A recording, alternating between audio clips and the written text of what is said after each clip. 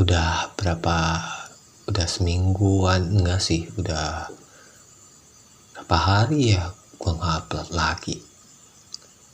Jadi kangen dengerin, kangen komenan-komenan kalian, kangen like-nya. Terutama komenannya sih yang bikin gue tambah semangat buatnya. Jadi jangan lupa komen. Dan hari ini ada cerita yang cukup panjang. Semoga telinga kalian betah dengerinnya. Ya udahlah, kita lanjut. Hai Kak Marus, aku mau cerita tentang kenangan di tahun 2020. Pertengahan tahun lalu, aku menginjakkan kakiku pertama kali di sekolah menengah atas, SMA. Cerita ini berawal dari pertemuan pertamaku dengannya, yang sebenarnya tidak ada yang spesial di pertemuan itu. Awalnya aku biasa aja, gak naruh perasaan apapun. Tapi sebulan setelah pertemuan itu, aku kembali bertemu dengannya. Kembali kutatap wajah sendunya. Seakan banyak beban yang terpendam. Hari-hari berjalan sebagaimana mestinya. Tapi satu hal yang mungkin menjadi penyesalanku dalam hal percintaan, aku mulai menyukainya. Sebenarnya aku bertemu dengannya pertama kali saat membeli es di tempat dia bekerja. Ya, dia sudah bekerja. Sedangkan aku hanyalah anak ingusan yang baru saja memasuki tingkat akhir sekolah. Aku adalah gadis kelahiran Juni 2005. Sedangkan dia adalah pria kelahiran tahun 2000. Tepatnya 30 Desember. Dalam pertemuan pertama itu, tatapannya berhasil membuatku bagai melayang-layang di udara. Karena untuk kali pertamanya, aku melihat sorot mata yang sangat tenang. Bahkan dari sorot mata itu sudah dapat disimpulkan bahwa ia adalah orang yang penyabar. Dia adalah teman kakak sepupuku. Sebenarnya aku sudah tahu dia sejak masih di bangku SMP, tapi hanya mendengar cerita tentangnya, dan bahkan hampir tak pernah aku dengarkan cerita tentangnya. Akan tetapi, mungkin takdir menginginkanku untuk bertemu dengannya. Aku bertemu dengannya hanya pada saat aku selesai mengumpulkan tugas di sekolah. Dan setelah selesai urusan di sekolah, aku gak pernah langsung pulang ke rumah. Aku masih mampir ke rumah kakak sahabatku, yang juga adalah teman dari kakak sepupuku dan dia. Sebelumnya aku masih mencari waktu untuk bertemu dengannya. Walaupun hanya bisa menatap wajahnya tanpa bisa berkata. Mungkin saat itu jalan takdirnya begitu kejam. Hingga 1 bulan aku memendam perasaan itu. Dan entah pikiranku ngeheng atau gimana, tiba-tiba kepikiran buat ngambil kontak dia di HP kakak sepupuku. Cukup berani ya. Alhasil, tanpa basa-basi langsung aku chat dia. Dan ternyata respon dia baik banget. Bahkan di luar dugaanku. Tapi anehnya, tanpa aku sebut nama aku siapa, dia udah tahu kalau itu aku. Aneh. Kurang lebih isinya gini. Ping. Aku save. Kata dia, iya. Assalamualaikum dulu. Hehe, iya, assalamualaikum. Dia jawab, waalaikumsalam. Ada apa katanya? Gak ada, kata aku sambil salah tingkah. Aku tahu pasti kamu mau deketin aku dengan dia yang tebakan mungkin terlalu benar. Dan aku yang terlalu gengsi bilang, enggak kok, GR kamu.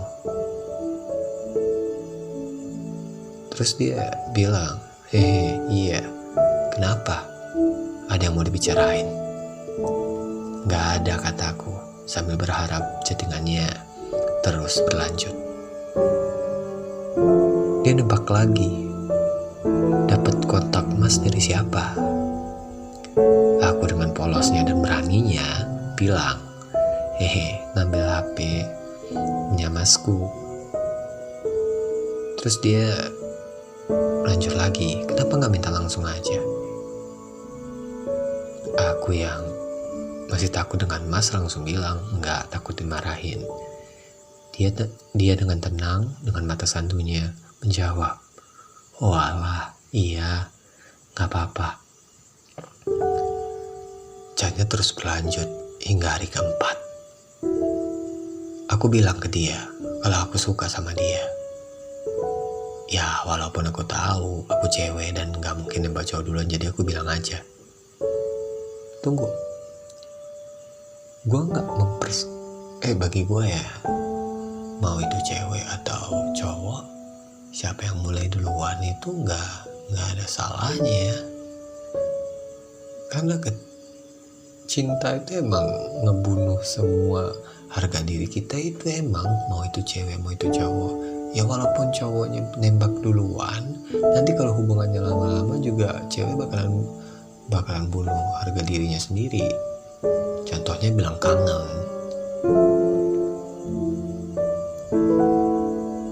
Isi jawabannya lagi nih. Aku dengan polos menjawab, Mas, aku suka sama kamu. Dia dengan tidak peka atau pura-pura peka bilang, nembak aku. Aku juga masih salah tingkah sih.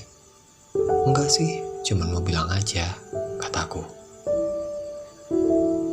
Dia yang masih mempermainkan chattingan itu dan mengulur waktu. Dia bilang ini lagi, terus maunya gimana? Aku yang berharap ingin diterima, tapi masih gengsinya masih tinggi. Ya aku jawab juga, ya nggak tahu. Dan dia tiba-tiba dia menyalahkan dirinya sendiri. Dia katakan, maaf, aku gampang baperan. Terus dia bilang, emang mau pacaran sama tukang menjual es kayak Mas? Ya aku yang tidak memperdulikan apapun, asal saling menerima apa adanya, langsung menjawab mau. Tapi Masnya malah bilang ini. Tapi gimana ya, Mas masih lebih suka sendiri. Aku yang menutupi kecewa dengan kata gak apa-apa. Ya aku juga bilang, iya gak apa-apa kok. Dia bertanya lagi. Entah ini mungkin tidak peka atau hanya sekedar basa-basi, dia bilang, kecewa. Aku dengan emot senyum menjawab enggak. Dia dengan sopan menjawab, maaf ya, untuk saat ini Mas masih mau sendiri. Iya Mas, gak apa-apa, kataku. Seketika itu, air mata yang sudah tidak lagi menemukan tempat untuk menampung beban itu seketika pecah. Ya, aku menangis. Tidak lupa aku adukan dia pada Tuhan. Dan ucapku pada Tuhan, Tuhan, mengapa harus dia? Bukankah kau tahu aku mencintainya? Bahkan kemarin, aku masih memintanya padamu. Inikah jawaban atas doamu yang kulangitkan itu. Tuhan, aku tahu aku bukan manusia yang baik untuknya. Tapi jika memang itu jalanmu, ya aku bisa apa? Sebenarnya aku sudah tahu konsekuensinya seperti apa. Jadi aku lebih memilih menyudahi perasaan ini. Tapi apalah dayaku, karena setiap selesai dari sekolah, kebiasaanku memang ke rumah sahabatku. Jadi mau gak mau, pasti ketemu dia. Dan setelah chat itu, aku tidak pernah menghubunginya selama kurang lebih 4 hari. Dan saat itu, aku selesai dari sekolah dan masih tetap dengan kebiasaan sebelum pulang ke rumah. Dan kembali aku bertemu dengan tatapan itu. Tatapan yang melemahkanku seketika itu. Matamu melemah. Ya kayak gitu sih lagunya. Tapi apalah daya, hati ini sudah terlanjur tidak bisa menerima itu semua.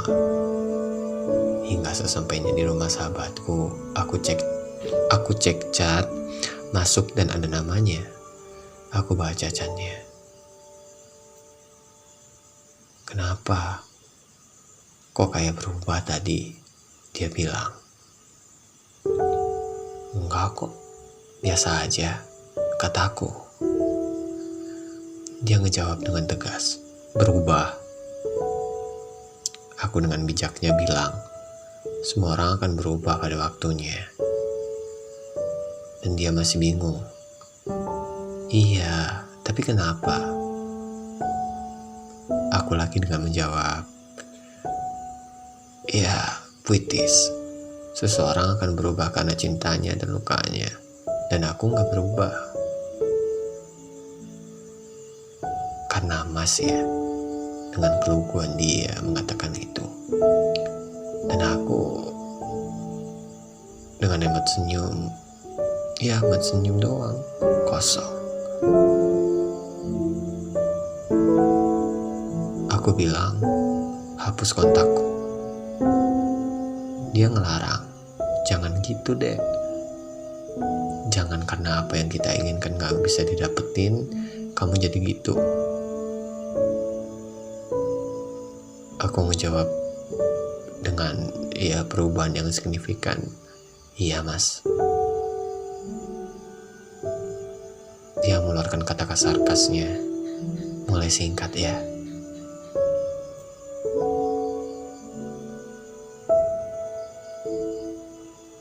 Aku masih kecil, jadi aku pengen nangis. Aku bilang, boleh nangis nggak? Dia nanya, kamu nangis? Aku dengan kesel, udah dari tadi. Dia nasihati, kalau emang berat, nggak apa-apa nangis aja, tapi jangan lama-lama. Aku menjawab, iya Mas. Semua mulai membaik, mulai dari perasaanku hingga merelakannya. Tapi gak semudah itu deh.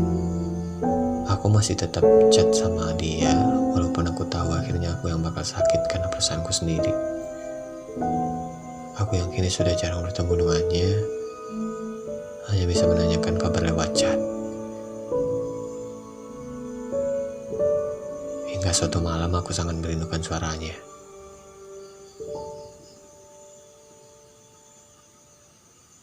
Dan percakapan ini mungkin permulaan itu. Assalamualaikum Mas, sibuk gak? Dia menjawab, Waalaikumsalam. Enggak deh. Dia bertanya lagi, kenapa? Pengen dua. Dan aku menjawab dengan polos, dengan to the point. Pengen dengar suaranya Mas. Dia langsung peka dan tiba-tiba ngajak mau nelpon.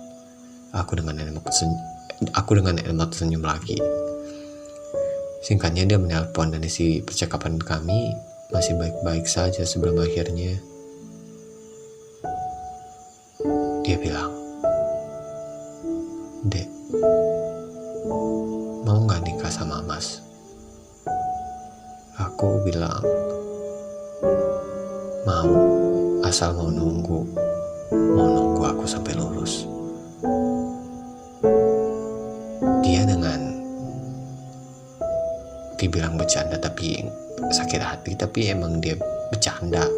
Tapi di waktu yang tidak tepat, nggak deh bercanda. Seketika aku yang sudah terbang tinggi bersamaan dengan jawabannya langsung terjatuh dari ketinggian. Dia laki-laki bertanya, emang beneran mau nikah sama Mas? Aku yang dengan hati kecewa bilang, iya tadi, tapi udah terlanjur patah hati lagi.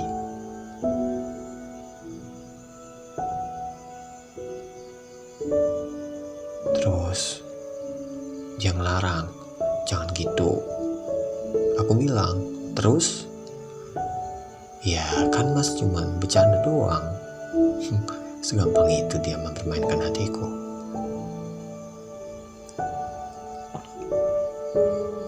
Tiba-tiba bapak datang. Aku suruh nunggu dia bentar, dan yang jawab iya. Setelah bapak balik ke kamarnya, aku lanjutkan percakapan itu. Udah ke kamar papanya deh. Dia, kenapa kalau ada bapaknya? Aku menjawab, dimarahin aku Mas. Kenapa? Kata Mas, takut disuruh nikah. Ya aku makin marah dengan kesal, langsung bilang, mau nikah gimana? Udah ditolak juga. Dia lagi-lagi bilang, masih kecewa. Dan aku mungkin gengsi atau kenapa ya, aku ngejawab, gak begitu. Dia lagi-lagi ngejawab, sok kuat kamu. Aku dengan emosi yang tinggi dan kesal dengan jawabannya yang suka bercandaan, langsung bilang ini, terus aku harus gimana? Harus nangisin Mas terus? Dia langsung takut. Ya enggak. Dan aku jawab juga, ya udah.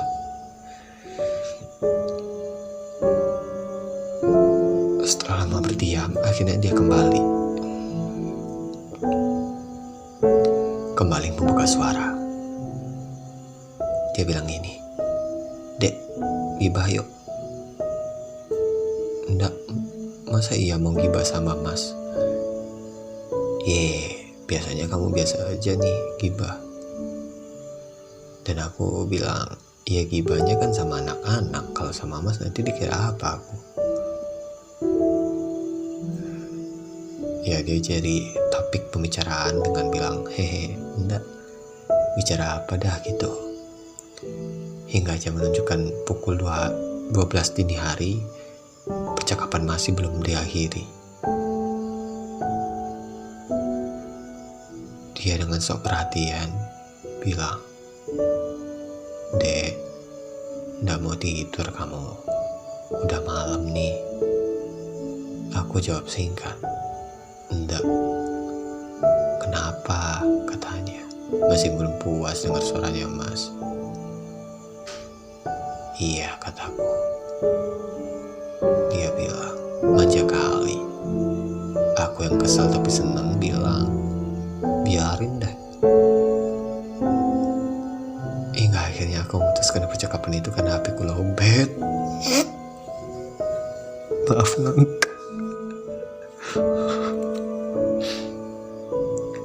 Hari-hari selanjutnya aku tetap menanyakan kabarnya, apa dia sibuk atau enggak. Karena yang aku inginkan saat itu adalah mendengar kembali suaranya yang bisa dibilang saat ini aku kecanduan suaranya. Ya tapi apa daya aku bukan siapa-siapa ya di hidupnya. Bahkan mungkin aku gak punya tempat di hidupnya sama sekali. Hingga tahun 2021 ini, aku masih tetap mencintainya. Entah harus bagaimana lagi caraku untuk menghilangkan segala tentangnya. Chat yang selalu Aku mulai sendiri dan kini akan kuakhiri. Karena aku sadar, selama ini yang membutuhkan dia hanya aku, dan aku tidak pernah dibutuhkan. Bahkan mungkin dibenci keberadaannya. Dulu, saat aku patah karena katanya aku mulai cuek. Tapi sekarang mungkin semua sudah berbalik. Chat darinya hanya berkisar 2-3 kata saat membalas pesanku. Dan itu cukup membantuku untuk sadar bahwa selama ini aku menjadi beban dalam hidupnya. Bahkan akhir-akhir ini aku selalu meminta maaf kalau selama ini aku merepotkannya. Tapi jawaban dia tetap sama. Aku gak ngerepotin. Dan pas aku minta maaf karena perasaanku selama ini mungkin telah salah, jawabannya tetap aku sama sekali tidak bersalah. Oh iya, maaf ya, karena aku terkadang suka bicara dengan ibumu yang sudah pergi jauh. Maaf aku mengadu pada ibumu tentang perasaanku ini. Mungkin ini sudah jalannya. Aku tidak bisa bersamamu. Kisah ini harus berakhir tanpa dimulai terlebih dahulu. Dan saat ini, aku sedang berusaha untuk membiasakan diri tanpa dirimu lagi. Ya, walaupun itu tidak mudah, tapi aku harus bisa kan.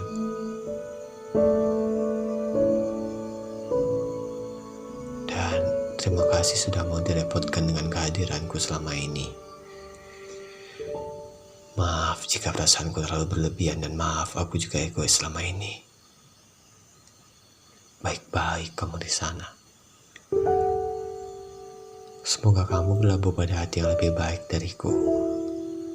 Dan juga sabar sepertimu, bukan seperti aku. Terima kasih kamu harus sudah mau membaca hingga akhir. Sukses dan sehat selalu, amin. Kamu juga.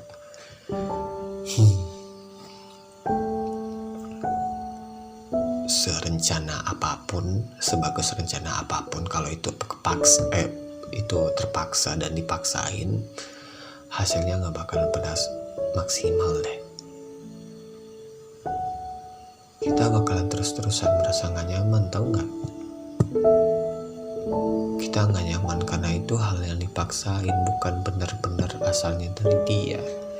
Tapi kayak malah diri kita tuh merasa dikasihani, tau gak?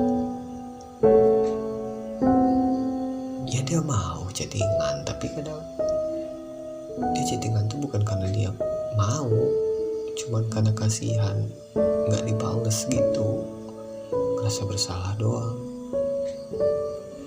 Hingga akhirnya kita capek sendiri dan pergi sendiri. Move on tuh emang gitu sih. Kita bakalan bosen. Bukan bosen sama dia, tapi karena bosen dianya gak pernah berubah. Karena emang gak pernah berubah untuk kita. Karena memang sejak awal dipertemukan untuk pelajaran, bukan bersama-sama untuk masa depan. Iya, sama-sama teleponan, sama-sama chattingan, tapi bukan harus bersama-sama juga. Kata rintik sendu ini, gak semua yang harus jadi harus.